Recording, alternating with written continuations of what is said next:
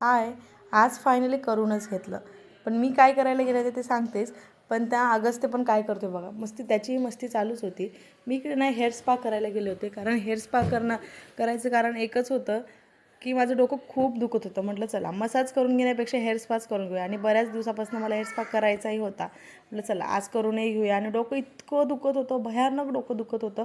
गेली 3-4 दिवस झालं माझं इतकं डोकं दुखतंय.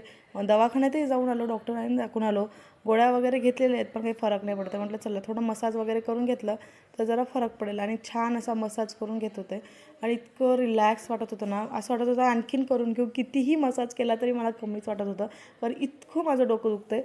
आणि काय माहिती वरचं इतकं भयानकच, म्हणजे कधी इतकं डोकं दुखलंच नाही, इतकं डोकं दुखतं आहे. आणि मसाज करून इतकं छान वाटत होतं. आणि हेअर स्पा ना बरेच दिवस झालं मी केला नव्हता, म्हणजे 6-7 महिने झाले मी हेअर स्पा केलेलाच नव्हता. फेशियल वगैरे तर असं आपण करतच असतो, पण हेअर स्पा करायला ना नेहमी करू करू म्हणून तसंच राहून जातं. छान हेअर स्पा करून घेतला, छान स्टीम दिली.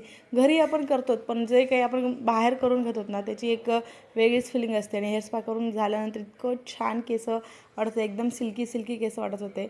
एकदम स्वच्छ त्यांनी सॉफ्ट सॉफ्ट केस करून दिले होते. मस्त अशी सेटिंग वगैरे करून घेतली. त्यानंतर इतकं छान लूक येत होता, मस्त वाटत होतं. आणि हलकं हलकंसुद्धा वाटत होतं मसाज केल्यामुळे. खूप मस्त वाटत होतं. आणि शायनिंगसुद्धा खूप आली होती. तुम्ही पाहू शकता किती छान छान शायनिंग आलेली आहे.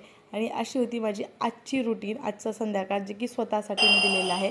कसा वाटला व्लॉग? आवडला असेल तर लाईक करा. भेटूया पुढच्या व्लॉगमध्ये. तर स्वतःची काळजी घ्या. So take care friends and bye.